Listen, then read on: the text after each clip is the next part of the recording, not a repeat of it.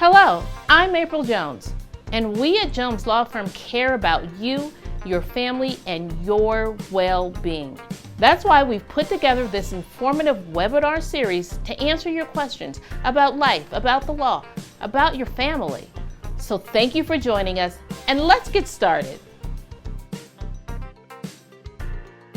Let's introduce ourselves, and let's start talking about the topic today, which is the COVID-19 and parenting. So we're expecting a spike. We're seeing the results of spikes. We're seeing schools that were once open to the students coming to school. The students are now being, told that they have to go to school from home. So I'm April Jones, Jones Law Firm PC. We've been in Colorado 20 years. I've been an attorney 29 years. And I have two of my fantastic team members on to talk to you today about what we've been experiencing as a firm with respect to COVID, and to answer questions people are having about parenting during this time and what to do with the spike. Erin, how about you go first, introduce yourself, and we'll take it from there. Good afternoon, everybody. I'm Erin Young. I obviously work with April. I've been an attorney for almost 16 years. Sorry, I had to do the math real quick. I got my start as a prosecutor and then transitioned into civil litigation. And I've been doing exclusively family law for the past just about 5 years at this point. So I handle all aspects of family law, from child custody, divorce, grandparents, you name it, we handle it. And what have you seen during the pandemic? Have you seen any changes since March? Well, yeah, although surprisingly not as many as I would think. My general feeling, just from my own anecdotal evidence, I guess, is that people seem to kind of be working their stuff out as it relates to COVID. There's always the typical family law problems, but as it relates to COVID, I think that a lot of them are coming to some kind of an agreement, some kind of comfort level as far as how families are handling their exposure. Okay, Stu. All right, good afternoon. My name is Stuart Wallace. I've been an attorney for 8 years, and I'm fairly new to Colorado, but I love it here, and I'm happy to help Coloradans with their COVID parenting questions. Okay, so we had people ask us what were some of the pressing problems they had with parenting in terms of COVID. And so as Erin is saying, a lot of people are working out problems on their own, but that's typically what happens. There are people who work out problems on their own. The whole world doesn't flock to the court to help get a resolution of most of their parenting problems, but there are people who do. And that's what we need to talk about, because there are people who can't co-parent by agreement with their co-parent, and that's hard. And when you have a pandemic, it's harder, and when you have a spike, it happens again.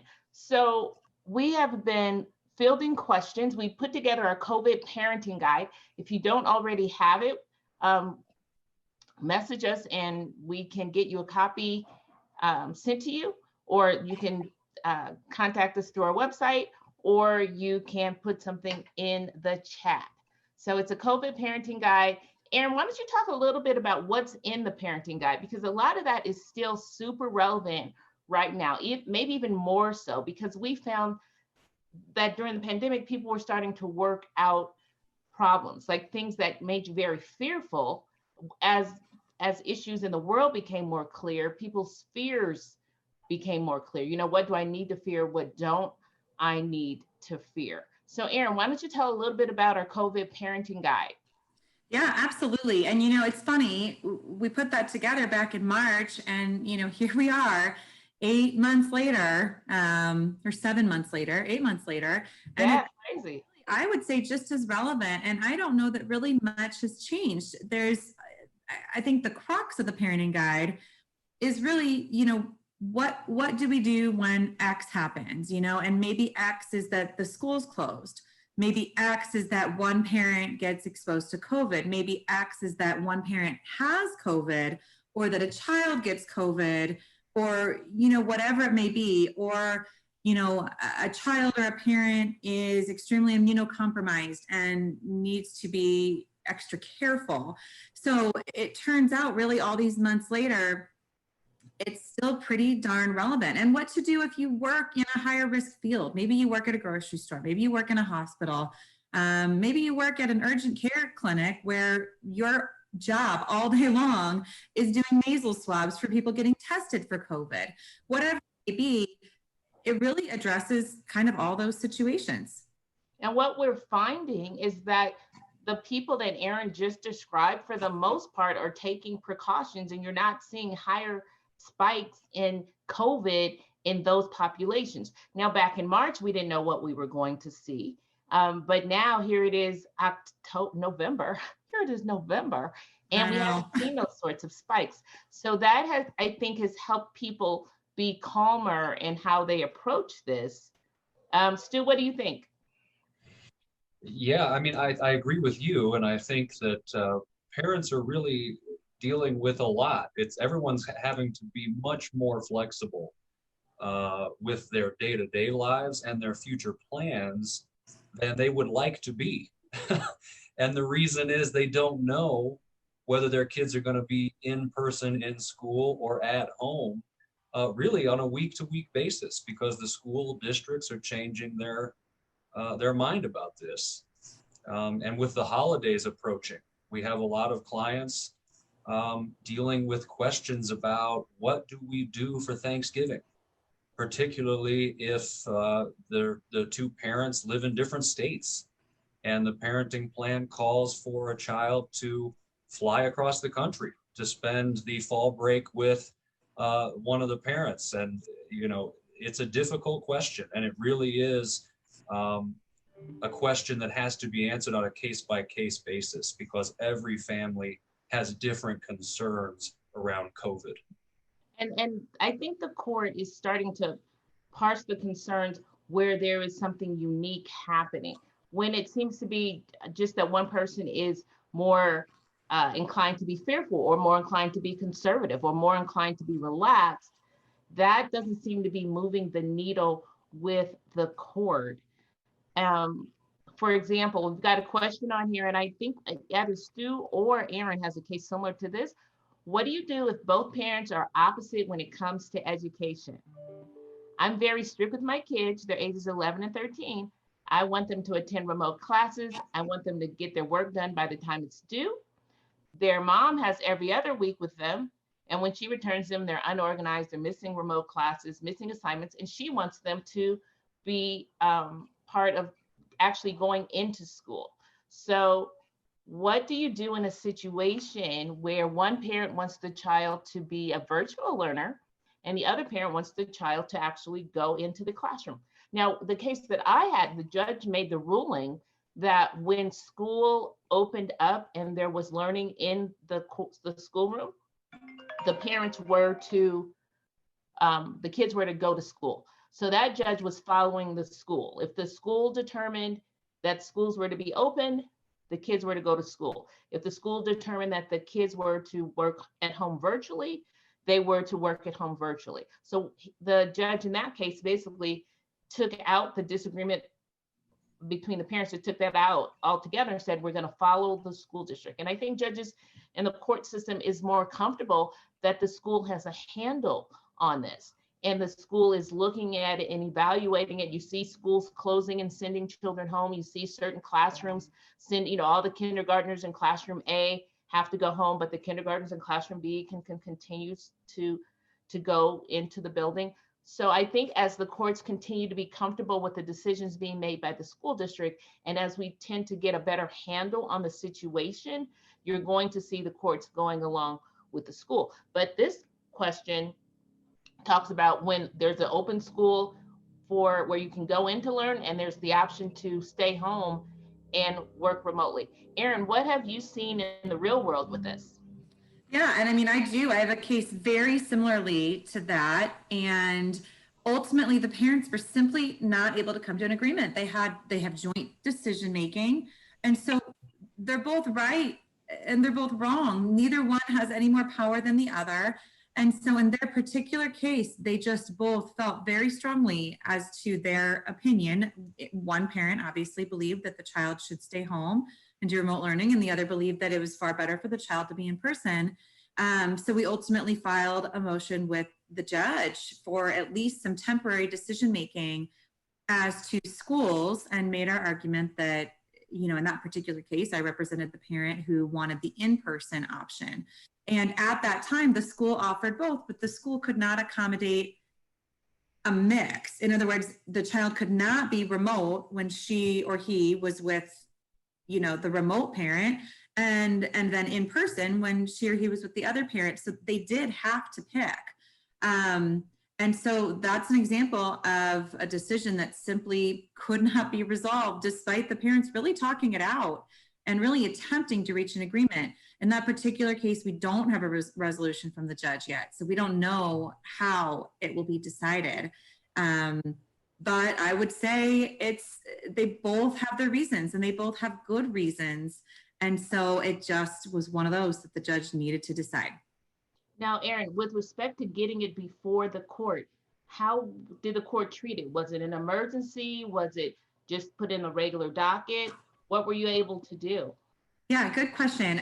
We did not feel as though it was necessarily emergency grounds. In other words, we didn't think the child was in danger with either option. So we filed it as a forthwith, meaning, judge, this is really, really important. We need you to look at it quick, but it might be kind of just below an emergency. And in that particular case, the judge ordered what is called an expedited briefing schedule, which means that the judge offered the other side a much shorter period of time in which to respond. I think in that case, the judge only gave the other side a week in which to respond versus the typical 21 days. So, however, in that case, there was a very specific date on which in-person school was to resume.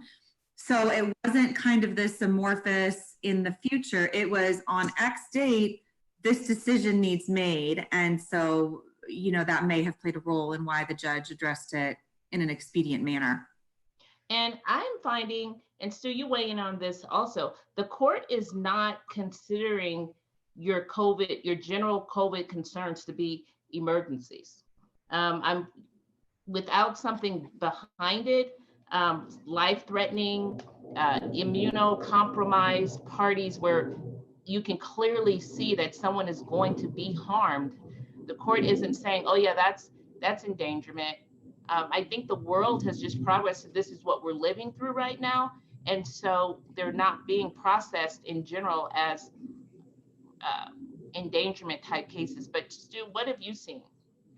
I think you're exactly right, April. It very much depends on the particular risk to the particular family, or in particular the child. If you've got a child who takes immunosuppressant drugs, for instance, that may well be a very good reason not to send your child to in-person school, because they are at much higher risk of having a real life-threatening problem if they catch COVID-19. Saying to a judge that you saw there's a pandemic on the news is not enough. And we've had some of that as well, in particular with two-state parenting plans. In general, parents need to comply with their court-ordered parenting plan in the event they're having a disagreement, even though there is a pandemic and travel is more difficult and more risky than it was 9 months ago. It just very much depends on it. You're right, April. You need a good reason that makes sense in the context of COVID, for COVID to be why you don't want to comply with your parenting plan, or why you want to pull your kid out of school, for instance. And if you have a question about what is a good reason, give us a call. Stu was describing a case today that while he was telling me about the kid, I started feeling sorry for the kid and for the family, and that's because they had a really good reason. So we can definitely be your litmus test about what would be a good reason, what is endangerment, what is concerning, because the standard of care is still the best interest of the child, and not a general child, the best interest of your child. So if your child has unique circumstances, unique criteria that need to be looked at, don't ignore it. We won't ignore it. We'll get that before the court. The other thing that we've been seeing is that people are working things out, even with their lawyers. Erin, Stu, do you want to comment on some situations that you were able to work things out that initially looked like they were going to require court intervention?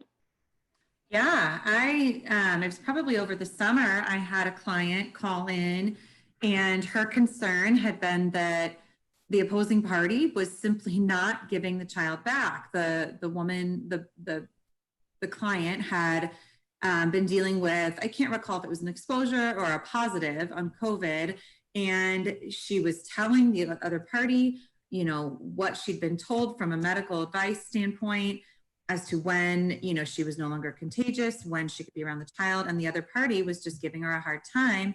So she believed that she was going to have to get court intervention here. Ultimately, with a call to the other side and a discussion about makeup parenting time, we were able to resolve it without court intervention. And I do think that that's a possibility. And some, you know, perhaps having an attorney on board maybe kind of made the other side realize, oh, you know, she means business. So I do think that that's a possibility in a lot of cases, that, you know, if somebody realizes they can't just kind of roll over the other side. But I do think with some good communication, a lot of these issues can be resolved. And things, to the extent things have changed, you know, initially we had some cases where we wanted the court to do a restriction because the other parent was so exposed traveling and being not taking precautions at all. And the court was not taking up those cases. But what's important to know is that as the pandemic, if it spikes, if it goes away, whatever happens in the next day and days will continue to affect what's happening with the court and the decisions that are being made. Because if things do start to look grave, then the standard of what's urgent or not, it will rise as well. If things look like they're calming, it's the same thing. We're going to be ebbing and flowing with COVID until we're not. And you need to think of your cases that way. So if you're thinking, I don't have a case today, but something changes with the world and with the pandemic and with your child, you got to stay on that and keep checking in to see if things have changed and if you do have a case. So we don't want you to get too relaxed. Well, not relaxed, but we don't want you to not pursue something that might be an issue because you think the court's not going to do anything. As times progress, we need to really continue to evaluate what decisions we're making and what decisions we think the court may or may not make. Stu, what have you seen in your practice area? Because I know a lot of these questions will be covered by your answer. Right. Well, I agree with Erin. I mean, these issues with COVID are so new for everyone that it really is best to contact a lawyer with your questions about what's going on in your particular family. I have a number of cases where one parent lives in Colorado and the other parent lives in California or Florida or New Mexico.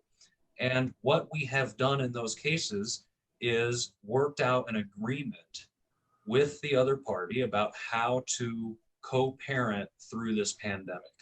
And in some cases, that means missing some parenting time up front and making an agreement to make it up at a later, safer date. And in those cases, the parents, they start out disagreeing, and we have to dig into the details about why one parent doesn't want to put their child on an airplane from Florida to Colorado. And maybe in that case, they have a very good reason.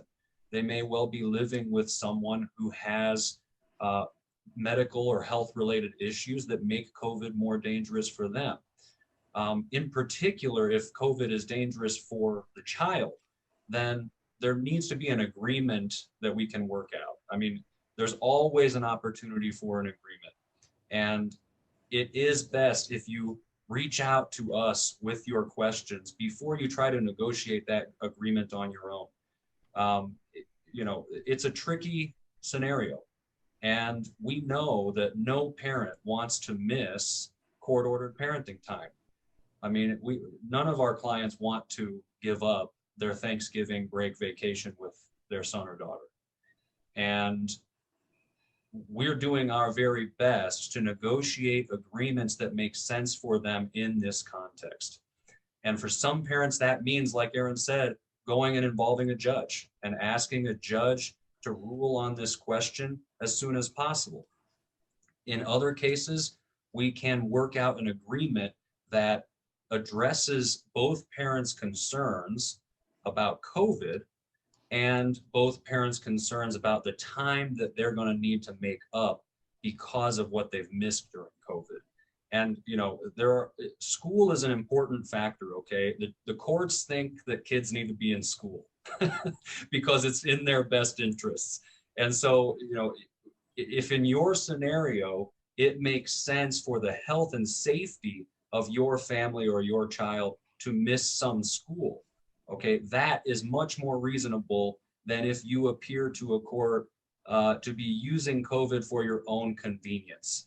Okay, that's what we want to avoid. If you're able to go to the grocery store and the liquor store and your Facebook page shows that you've been in Aspen snowboarding, okay, that is not going to look as good when you go to the court and say, I can't possibly send my child across the country because of COVID. So it really is a case-by-case situation. And these the two state parenting plans are the ones where I'm seeing, getting a lot of questions and seeing a lot of just bubbling conflict because it is a complicating factor. Travel is harder and more dangerous than it was. But and we're seeing the rise because it's holiday time. Right. Right. Right. People are having to say, oh, I'm supposed to have Thanksgiving, or my kid's supposed to be having Thanksgiving out of state. I don't want to send them on an airplane. And so when we do this seminar, when we do this webinar in February, we're going to talk about, we'll be able to say what the court was doing with those holidays and what happened with airline air travel. Because right now air travel is allowed. It's not, CDC allows air travel. You know, you wear your face mask and you don't have a middle seat and those sorts of things. I mean, the airline is taking precautions. I am curious to see if the court is going to be more restrictive than the CDC, than the airlines themselves, when airline travel is safe, safe enough to be allowed, safe enough to be happening. So I don't know that we've had any court orders on those things yet, have we? I haven't seen any. And just to be clear to everybody listening, if your orders say, you know, your ex or your child's other parent, you know, gets Thanksgiving, wherever that parent lives, that is the order. If there's a reason to fight that order, you know, you should absolutely reach out to an attorney. But in the meantime, compliance with court orders is extremely important. Especially now that we're all learning to live with COVID, where it's not, you can't say COVID and have the court go, oh well, no. Right, and our kids are all used to wearing masks now, and we're used to wearing masks. None of us, you know, would consider, or for the most part, consider going into a grocery store without wearing a mask at this point, at least in, you know, the metro area. You know, I know certain communities are probably not quite as used to that, but we are now used to taking these precautions, and we've seen that for the most part, these precautions are quite effective. So, and I think the court is now also aware that the precautions are effective, and definitely, as Stu was saying, definitely does not want to see COVID used as a tool. You know, if there's a real concern, they do want to address it, but if it is something just to kind of get an advantage in a case, I think they would have very little patience with that. What can you do if the other parent does not take the virus seriously and takes the kids to the park or birthday parties where they can get exposed? The thing, we got to unpack that question. Does taking the kid to a park mean you don't take the virus seriously? Does taking the kid to a birthday party mean you don't take the virus seriously? I think you have to delve into that. Is everybody, you know, are you social distancing? Did people get outdoors? Get outdoors? Did people get COVID tested before the party? Like, people are really coming up with workarounds now where you can't simply say there was a birthday party, because the birthday party, like you said, could be outdoors and social distance. And I mean, people are going to school, people are going to the mall, people are going to the store. people are skiing. So that in and of itself is not a buzz. Those aren't buzzwords for getting the court to act. So it's, again, we've got to look at it as your case is, specific to your case. What if we get COVID in our home? What's the best way to navigate a household that has received a positive COVID test? Is it best to keep them in a separated room? Yeah. Yes. Hard, yes. If you want to at some point resume your life, then yes. And, and I can speak about this from relatively personal experience, but yes, that person needs to be quarantined. If the person is a child, then in caring for the child, the parties should wear masks to reduce the spread. And so, if it's a parent, and if you're the only parent, then that is tough. There's no denying that is tough, but you've got to do everything in your power to minimize the risk. And so if you're caring for your child, wear a mask, have the child wear a mask. Don't sit close to them during meals. And, these are really easy things to say with, a bigger child, recognizing that if it's a baby or a toddler, you simply can't sit 6 feet away at a meal, but maybe you could be wearing a mask while the child is eating, and then you eat later when the child is busy doing something else, so that you're not both unmasked at the same time. But yes, the easy, quick answer is yes, isolate as much as you can. And we're not medical providers. We're not the CDC. There is so much information out there about what you do when someone has COVID in your home. It happens all the time now, right? And so there's information. Just follow the guidelines, follow the distancing guidelines, follow the safety guidelines. Follow your school's guidelines. If your kids go to school, you're going to need to report the exposure. The school nurse or somebody there will very likely tell you what you need to do, as far as, okay, your child can return to school when it's been 14 days since the last, close contact with that parent or with that person. So yeah, listen, as April's saying, listen to the guidelines, the rules, listen to people who know about this. And overall, we are encouraged that in terms of the family law divorce community, the people that we work with and see, that people are figuring out ways to get through this COVID times. We're not seeing families implode because of this now. People are working their way through it the way we are in all these other areas of our life. We're just being resilient, and we'll just need to continue to be resilient. But if you need any help with this, if you do need court orders, the courts are open. They're holding court. They're holding court by something called WebEx, which is similar to Zoom. So court can be held safely. It's not being held up. It is happening. So if you need some help, please give us a call, DM us, email us, text us, and we can take your questions, and we look forward to it. So thank you, everybody, for joining us today. Check out our webinar where we go through the COVID guide in detail and get a copy of it. Okay, so have a good afternoon. Thank you, everybody, for joining. Thank you, Stu. Thank you, Erin. Good luck, everyone. Yep, see you next time.